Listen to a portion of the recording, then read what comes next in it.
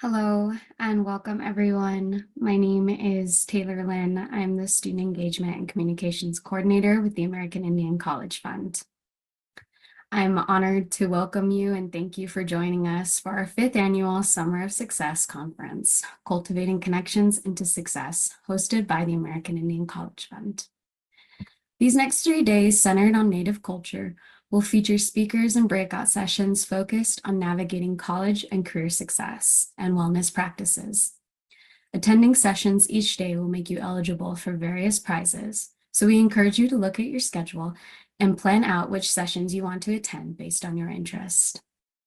We would first like to make a land acknowledgement and recognize that our home office is in Colorado, on ancestral homelands of the Cheyenne, Arapaho, and Ute nations. 48 additional tribes have cultural ties to the land in Colorado, and we respect and show gratitude to the original stewards of their land. A bit of housekeeping today. We are utilizing a Zoom platform, so many of you might be familiar with the functions. If you have any tech issues throughout the day, please let us know in the chat, and we have IT on deck who can support any audio or visual problems. Please note the chat button at the bottom of your screen. For more accessibility, you can also toggle on and off the closed captionings by clicking the double CC button. Additionally, some sessions this afternoon will allow you to turn on and off your camera and mic, so please be mindful of that when you're attending those sessions. You will use the same link as today to access the next 2 days if you plan on attending the whole conference. Please feel free to introduce yourself in the chat and let us know in the chat where you're joining us from today.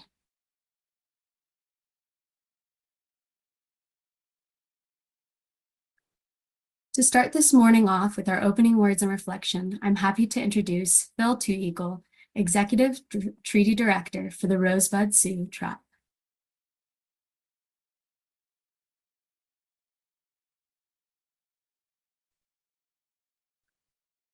Good afternoon, everybody. I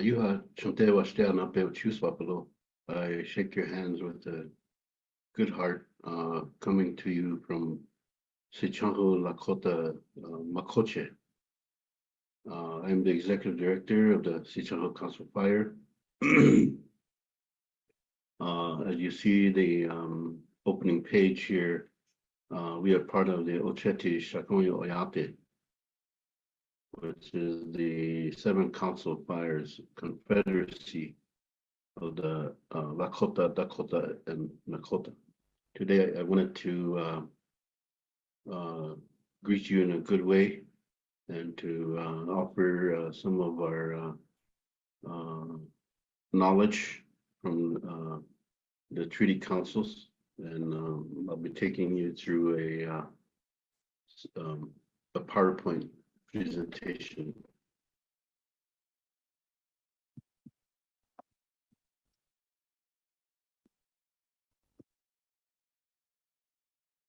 If I can get it to work. There you go. First of all, I wanted to show you this map. I'm going to show you a few maps. This is the area that our people have been. This is what I call the ancestral homelands of the 7 Council Fires. So we were in the North Carolinas, in the southeast there, and all the way to the Great Lakes and Canada.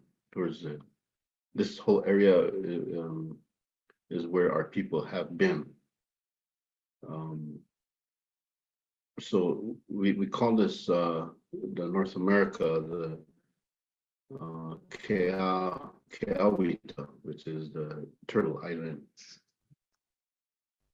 These are the buffalo bison ranges that, eventually they wiped out most of the buffalo. So as you can see, our territory kind of resembles that of the Ocheti Shakoye ancestral homelands. So we were all over the country following the buffalo. The other part of this is our people migrated around They say that our Lakota people were returning from the southeast after a 1,000-year migration route, returning back to the Black Hills. Not all of us were in the southeast. Some of our people stayed behind. This shows you the dwindling bison herds in history. And this is the indigenous trade routes throughout the North Americas. This kind of shows you that we had our own economy. We had our own indigenous autonomous economy. And someday we need to get back to that. So there's a reason why I'm showing this, so that I can get you to start thinking about building or returning to our own indigenous economy. And that's going to be some future work that involves all the nations, all the tribes across North America. Something for you to think about. This is the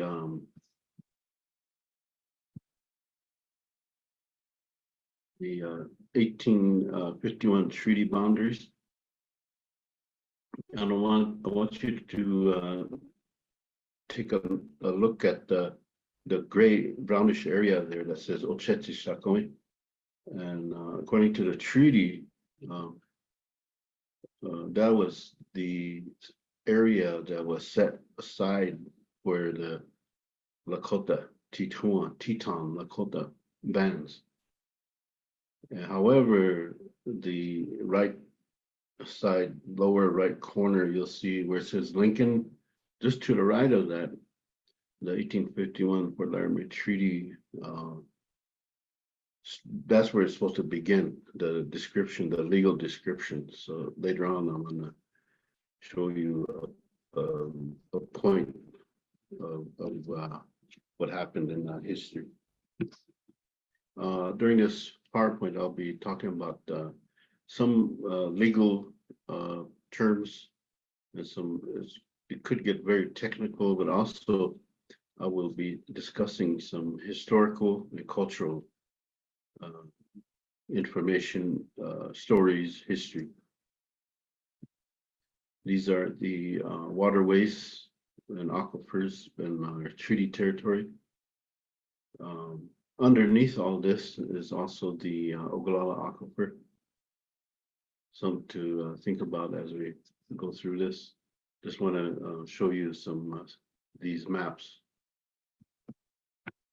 These are what the white man calls the land cessions. I want you to, here's where I will point out that straight line that goes where you see it says Niobrara National Scenic River.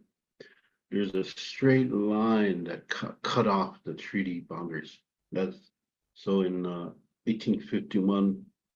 This is the 1868 map of the Fort Laramie Treaty. There was two treaties, the 1851 pertaining to this area. This is the 1868 map of what they called land cessions.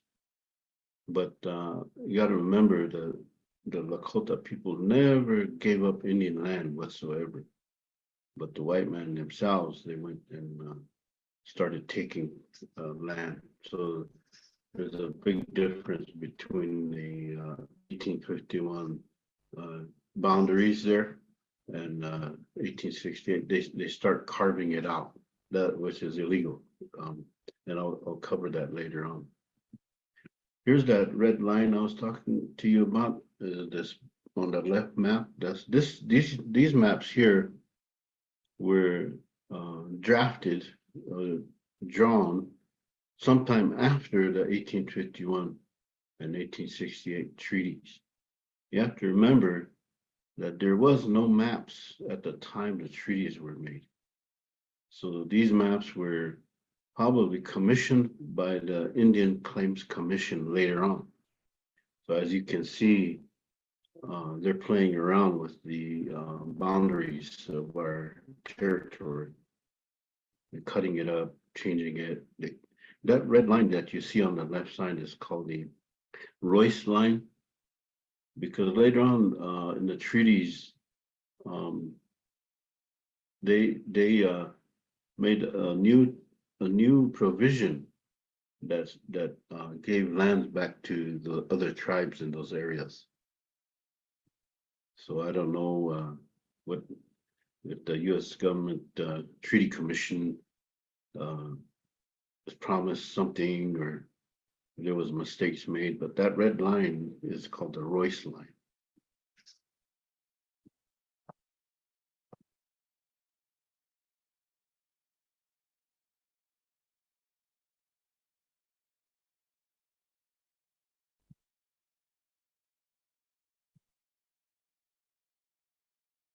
This is a very important story here.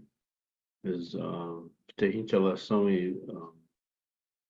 brought the Chanupa to the people of the Lakota people, and this image depicts the story where when the white buffalo calf woman was uh, the story where she when how she came to the people. The I can tell a very short, quick story was that two hunters were going out, and because the people were going through a famine and hardship, and the two hunters were sent out looking for game or buffalo. But while they were out hunting, they saw in the distance a beautiful woman coming. At first, they seen the object coming, they couldn't figure it out, but it was gradually coming towards them on a hill, and it's as if she was floating on air. But she came to them very rapidly, and as she got closer, they could recognize that it was a beautiful woman in a white buckskin dress. And as she got closer, you could see who it was.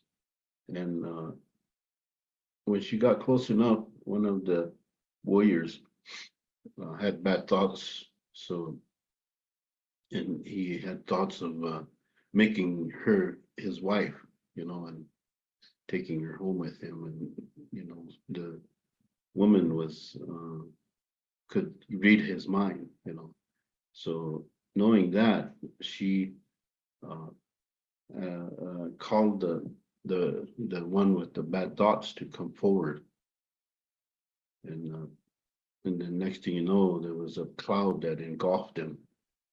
It engulfed him, and after the cloud, went away, it dissipated. The warrior was laying on the ground, and was like a rotting meat, maggots. So she instructed the other warrior, which didn't have bad thoughts, to go back to the village and to prepare a place for her where she would be coming the next day. So the other warrior went back to the village and told the chief that about the encounter with the sacred woman, the mysterious woman.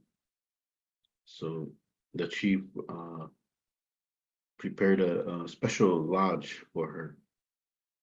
And so the next day, as she was coming in the same manner.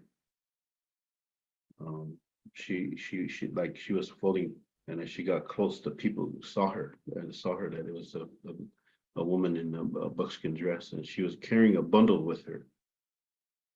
And they made a line, like a path to the lodge. So she knew where to go. And then when she went inside, the chief went inside with her, and some of the important leaders went inside with her. And it was at that time that she presented a gift to the people, really, knowing that they were having a hard time, and she instructed them to how to use this chanupa. And under that Chinopa came the 7 ceremonies. And she instructed the people how to care for it and how to use it, and to use it for healing. And to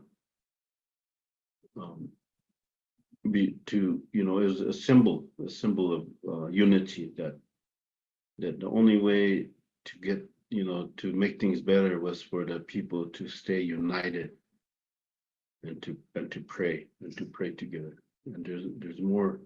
It's sort of a fast version, quick version. I visit often with my elders, and I asked him what was the estimated time of arrival for the white buffalo calf woman, and they stated that she came around 1200 at the Black Hills, Chesapa. We figured this by when Chanshasha Ibusie, which is one of the constellations in the sky, met the sun, the wheat. So they figured this would be about 3,600 years ago at the maximum, time. In 1984, it was calculated by multiplying 50 degrees occupied by Chanshasha in the sky by 72 years. So our elders have told us that Uchimaka, or the earth, wobbles every 72 years on its axis, which is 3,600 years ago. We subtracted 1984 from 3,600 and 3,600 and came up with 1616 BC, is when she came to the people from our estimates. So this is the time when the Lakota were sitting under the red racetrack, watching the 8 stars in the sky that formed the racetrack, and Wasun Wichunia, which is Wind Cave. When procession is the wobbling of the earth came, the racetrack stars or constellation in the sky moved back 1 degree. This happened 72 times. So Chanshasha Ibusie moved backwards and caused the sun to meet Chanshasha Ibusie 30 days later. So with the stars and constellations out of whack, the bison left the Black Hills at that time to the east, and the pre-Lakota followed. So this is probably 3,600 years ago. And then Ptehincha or Ptehincha Lasoni came and urged the tribe to go west and start a confederacy to save themselves. In the East Coast is where all of the tribes were forming confederacies. The Iroquois started theirs before 1492, and the Oyate formed their 7 council fires, as urged in Ptehincha Sumi about the same time. So we're still working on researching these. Today, this is not complete. We're missing some of the Oshpayas. You have to remember the Lakota, we live by 4 levels of traditional government. And one is the first form of Lakota government is and I didn't include those in the Ocheti Shakoni structure in this this PowerPoint, but later on I will be incorporating them. So these are all of our people that have scattered in the 4 directions. So we're all over the Canada and the lower 48. So you'll see that our people are located throughout the country. And Rosebud and Pine Ridge is, you'll see to the bottom there, in South Central South Dakota.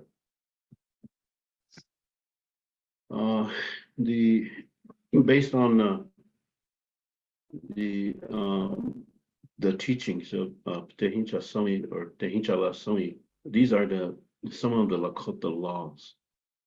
I don't like to call them values or principles or virtues because when you call them those, nobody seems to follow them. So, but we know that they are laws, the laws that came with the Chalupa. And they said there's four of them or there's seven of them, but actually there's more, there's way more. So what Chanto Ganaka is generosity, is to carry the welfare of the people, is to care for the people. Your Oyate, the people is the Oyate. Wowa Oshila is to have pity, compassion for all things that move, including each other. Wayoniha is to honor and respect your fellow man and everything around you in this world. Have to honor and respect. Woachithanka is tolerance, is the ability to withstand pain and suffering. That makes you Wowachwala is to seek humility. So going back to this, Woachithanka is the ability. One example would be that our people practice the ceremonies. One of them is vision quest, where you stand on the hill for 4 days without food and water. And they say sometimes you don't come back if you don't if your tawachi, your mind is not strong enough. And the Sundance is another example of being able to withstand pain and suffering, not in a bad way, but you're making a sacrifice for your people. So that's a good way to learn how to acquire this important law into yourself. Wohitika is bravery, brave, courageous. To have these principles, you are brave to carry these with you. And Wuksap is to have wisdom. And then Wokichinaji is very important to me, which is to stand together in solidarity or loyalty. You have seen these, and there's more. And as time goes on, I'll be expanding more on those. Those are the Lakota laws that we must that come with the pipe, the Chonupa teachings of the White Buffalo Calf woman. So we often live by these.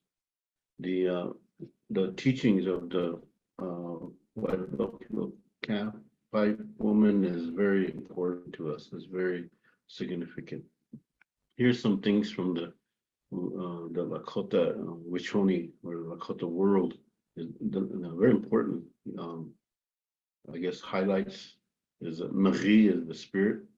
Each and every one of us have a spirit inside of us. And so we work with that. We acknowledge that and we take care of that. They always say when you're in doubt or something, you always remember you have a spirit inside of you, and it needs prayers, it needs medicine, it needs spirituality in its life, because that is who we are.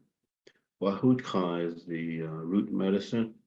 Each of us are required to learn what those are in your daily walk of life, because as you're growing up, your parents will show you, or your grandparents will show you where the medicines are, mostly the basic medicines. That's the very important part of our life. Wahutopa are the four-legged in this world. They are our relatives, and we are to take care of them.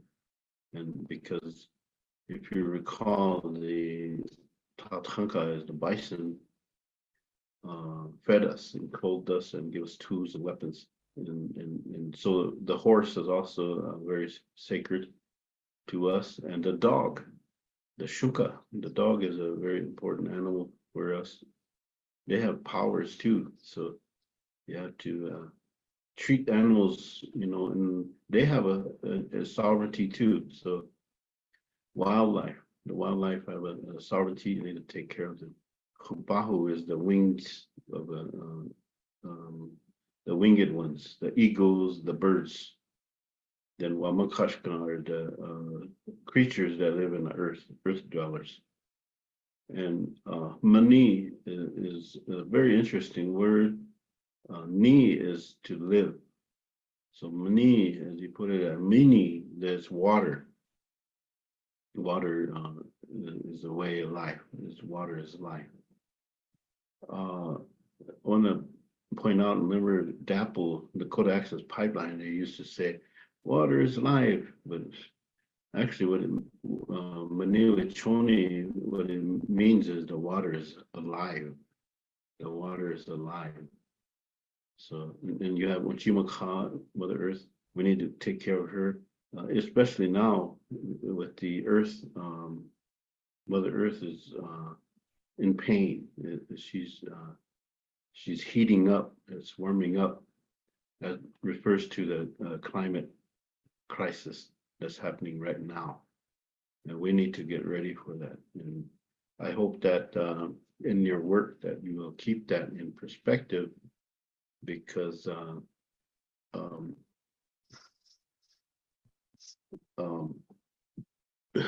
everybody needs to get involved, even in your home. How are you conserving your water? How are you growing your own food? Those are very important. And then you have Keawita is Turtle Island, mentioned earlier, of North America, is what we refer to as Keawita. The Tate Topa are the four winds, in the four directions.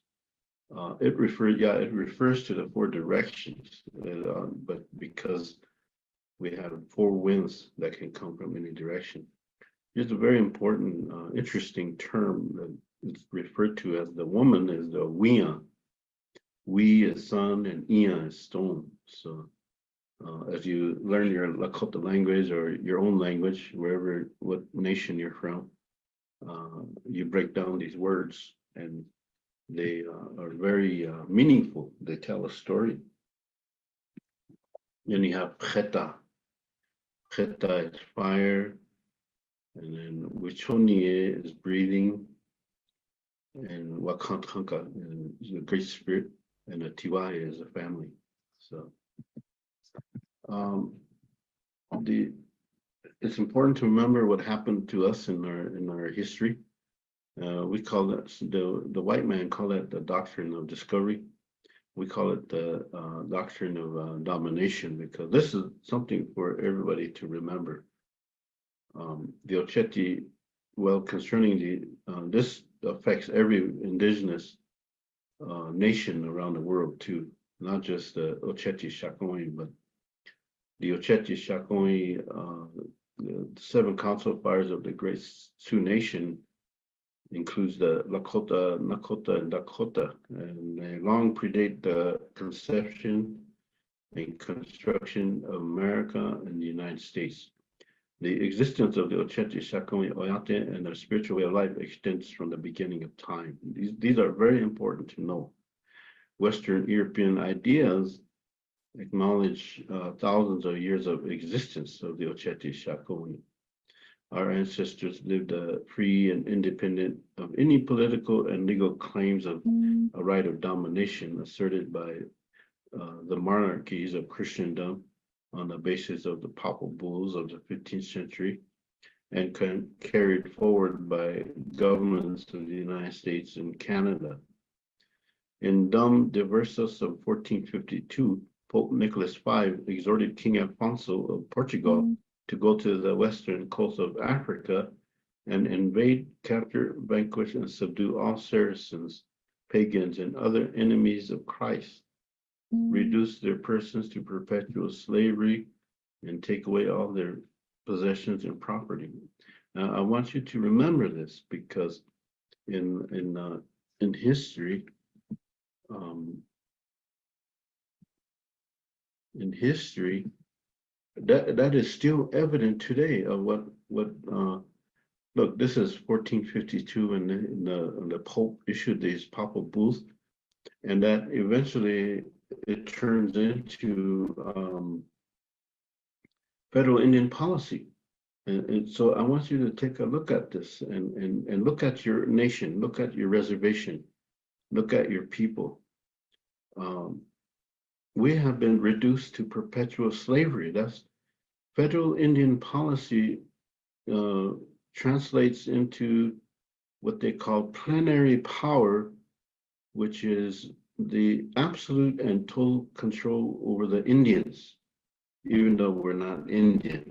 So I want you to keep that in mind, and because that's going to be significant, and because as you go in life and you're experiencing all this racism across the United States and around the world, it's because the Pope instructed the European explorers to come to the New World and to kill us, the indigenous people, to kill us, to enslave us, and to take our possessions.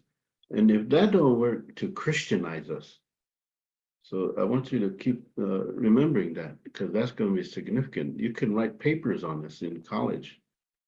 In 1493, Pope Alexander the Sixth issued several papal documents reaffirming Christendom's claim of a right of domination against non-Christian nations and peoples, including in the New World, and calling for the propagation of the Christian empire and for barbarous non-Christian nations to be reduced. So when you look at that term, non-Christian nations to be reduced, that means to exterminate us, to kill us. So you want to keep that in mind, what happened to our ancestors.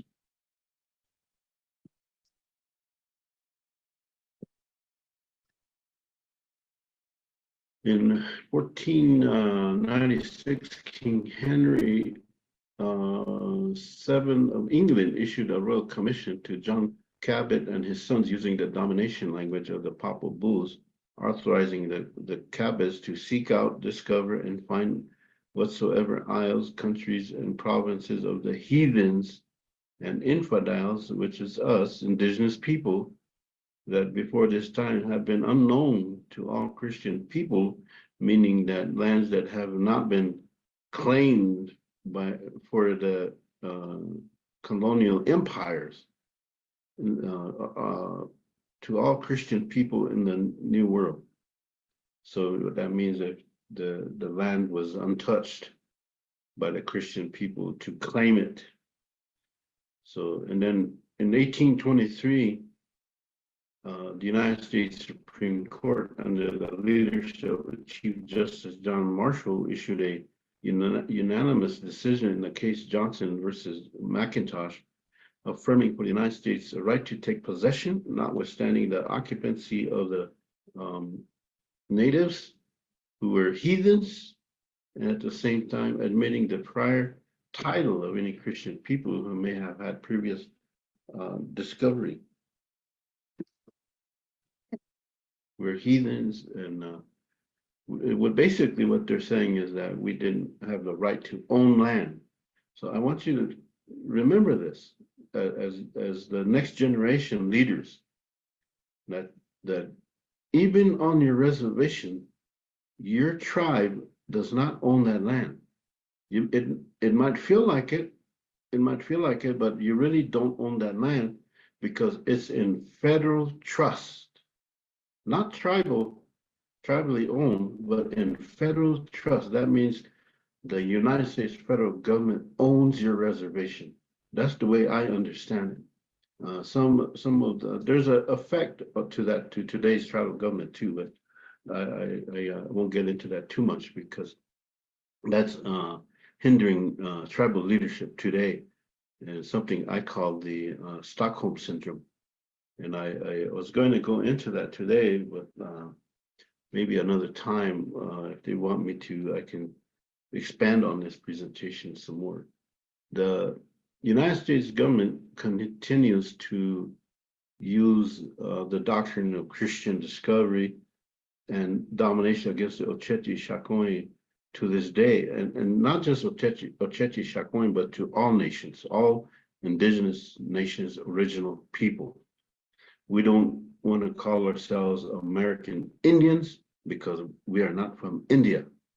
And for us, we are not Sioux. We are not Sioux people because that's what the white man uses to call us Sioux. We are not Sioux. We're Lakota, and we're gaining momentum on that because the young people are now realizing that they're not Sioux.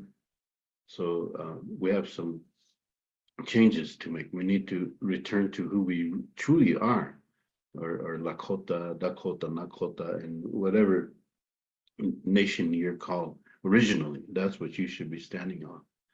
And so this doctrine of discovery, as we know it today, is the basis of U.S. federal Indian law. To remember, federal Indian law is referred to as plenary power. And plenary power is total and absolute control over the Indians. It's slavery. It's slavery of the mind. That's what's happening today. So the Holy See of the Catholic Church has never publicly acknowledged the role of its documents of domination and the dehumanization against non-Christian nations and peoples. The church most recently issued a proclamation, but they did not revoke the doctrine of domination. They acknowledged the wrongs of the doctrine of domination, but they never revoked it. That's going to be. I want you to keep an eye on that because there's more work needs to be done, and I would like to see the young people, the young generation, since you like to travel, to go to Rome, to the Vatican, and let him know that he needs to revoke the doctrine of domination. We have to do that every year. So here's the interesting thing about the Sichanjo Lakota Treaty Council.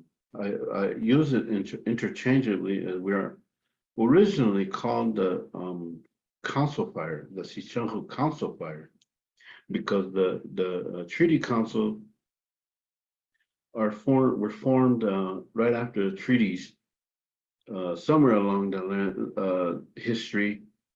And the treaty councils were actually the chiefs that were the descendants of chiefs, or the chiefs started counseling themselves to work on making the United States government honor the treaties they signed with us.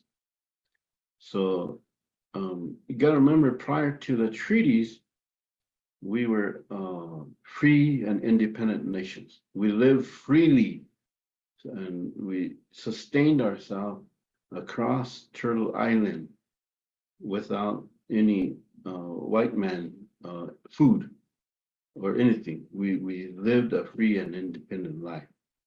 We had a good way of life. We had our own economy and things like that. So the purpose of for today is the Treaty Council I belong to is to protect the future generations from colonial rule and occupation of the Milahaska, which is the United States of America. We want to protect you, the future generations, from assimilating and colonizing into the white man way of life, which has subjected our bands and member council fires of the Confederate 7 council fires. Remember, the white man calls us the Great Sioux Nation, to genocide, which is still happening today, cultural genocide, which is the killing of, and it's called ethnocide too. So all of these treaties, to the Indian Reorganization Act, those are all policies of the U.S. government to assimilation policies. It's called forced assimilation. The killing of our Lakota language, or your indigenous language, your nation's language. If you look around at your home, is everybody speaking your language? Are the children speaking language? If not, then you're part of that forced assimilation. If your children are speaking Lakota, you're in a good place. You're doing something good. So I want you to think about that. And through the treaties, they stole our territory, theft of territory lands. Uh, they stole land. They extracted resources from the treaty land, and now they're taking the waters from treaty territory. And I have about 7 more minutes. Um, in the Black Hills, there's over 2,000 mining claims. So that's where the natural resource, and the city of Rapid City is trying to run a pipeline to the Missouri River to not, at one time our elders said that the purest water in the world was underneath the Black Hills. And because of all this mining, remember they were looking for uranium in the Black Hills, they were looking for gold in the Black Hills. Now they're looking for lithium in the Black Hills. So as they were mining, they're also leaving chemicals in the ground. And these chemicals, they seep into that wonderful water that was once underneath the Black Hills. So now now that they contaminated themselves, they want to take water from the Missouri River. And it's not the only one. There's people wanting to take water from the Missouri River all the way south to probably the Nevada in that way. So we're kind of on alert. And these are all extreme crimes against humanity that threaten the survival of our people that way out there. And please remember what your inherent rights are. Those are very important as you move forward. You need to strengthen yourself. It's and here's in Washitu terms, white man terms, existing in something as permanent, essential, or characteristic attribute. United States clarified that tribal nations possess inherent power over internal affairs and civil authority over non-members within tribal lands to the extent necessary to protect health, welfare, economic interests, and political integrity of the tribal nation. Native peoples and governments have inherent rights in a political relationship with the U.S. government that does not derive from race or ethnicity. The tribal members are citizens of three sovereigns, their tribe, the United States, and the state in which they reside. We'd rather not be part of the other two. We are part of our own nation, and that's where we are from. We don't want to be United States citizens, and we don't want to be state citizens. We are indigenous. We are members of our nations first. Tribal sovereignty is the inherent right or power of tribes to self-govern. This is crazy because we're talking within the context, within the borders of the U.S. with certain federal limitations. Here, power right here. The Constitution and the plenary power. The federal laws, plenary power. Granted tribal, they did not grant us anything. We just have it. They think that they grant us. They did not create us. The Great Spirit created us. So I want you to keep that in mind, that the Constitution and federal laws grant to tribal nations more sovereignty than is granted to states or other local jurisdictions. I really want you to think about this because you have tribal sovereignty, but before tribal sovereignty is inherent sovereignty of who we have been for thousands of years. See what we have been doing since the beginning of time. Here we are on Keawita. Here, the Lakota language, history, and culture. What our ancestors, they practice their languages, they wrote down their winter counts, They had oral history, oral stories, and creation stories, and our customs. Those are all inherent rights that we need to hold on to in order to continue on. So, do I have 3 minutes? You do? Yep. Okay, I didn't leave any time for questions, huh? So we can end there. And a quick question or anybody? I have more. I have a presentation that's about 100 slides or more. But I'm also writing a book. So if you want to wait for the book, that's okay too. The title of the book could be Lakota Slavery, because all of this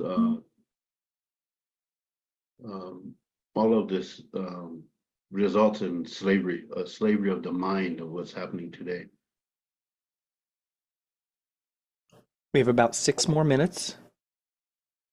Stand by for some questions if anybody has any questions. And that's very important to me, is the ceremonies, to exercise your language and to exercise your ceremonies, and for the children we are depriving our children of their beautiful history and culture and ceremonies by not teaching them.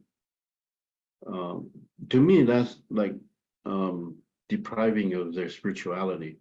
We must get back to that. And that's always going to be my message. I'm 59 years old, and next year I'm going to be legally an elder within my tribe. So, I encourage the young people to reach out to your elders and to learn the language, and to make yourself strong, make your family strong by knowing your language, history, and culture.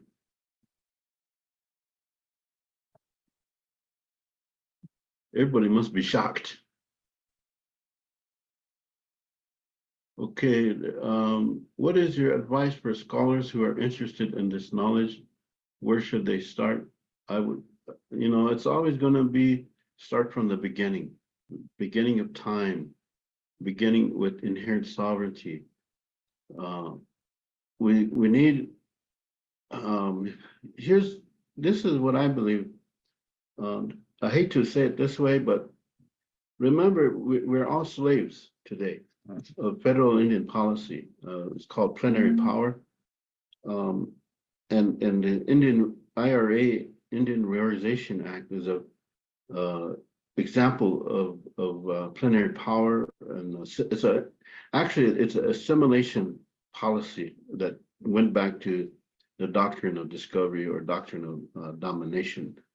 So that's where you need to go back to, and to allow change your tribal constitutions to include your traditional, people, the Lakota, or your traditional government, your nation's traditional government.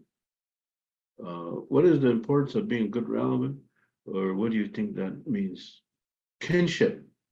Kinship is very important because it helps create respect between people.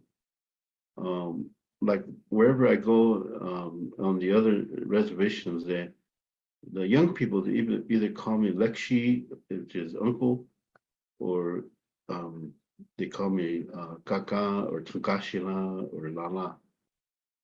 And those are signs of respect between people. So if you treat each other like relatives, things can heal. You can heal. We're in something called a generational trauma. Remember, our ancestors were being slaughtered at Wounded Knee and Blue Water Creek and Sand Creek, Whitestone Hill, different places. We're all still part of that trauma. So, and unity is key. Unity, standing in solidarity with each other. Wokichi Naji.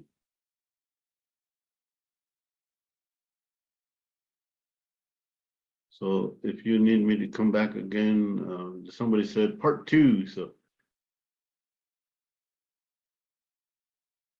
I can do that any time. Yes, thank you so much. Many thanks to Phil Eagle for his words and welcoming this afternoon. Our theme today was specifically titled All Relatives Day, with the intention of focusing on the community aspect of college access and the academic journeys that accompany these opportunities across Indian country. This afternoon, we will be hosting 4 sessions focused on career building resources, accessibility accommodations, connecting parents and guardians with student resources, and an informative FAFSA information session. Our schedule is designed so that you will have 2 opportunities to attend the sessions that interest you most. First, we will start with a small break. We encourage you to stretch your legs, go to the restroom, grab some water, and when you come back, you will be taken to our lobby. From our lobby, you can select which sessions you would like to join. The first session will be 50 minutes long. After that, there will be another small 5-minute break built into the schedule. Same thing, you'll come back, come to the lobby, select the sessions that you want to attend. All of this will be announced over our chat, so please be aware of that. You will also be notified that way. We will meet back at the main stage after breakout sessions for closing remarks. Should you have any questions or tech issues, please enter them in the chat and someone will respond shortly.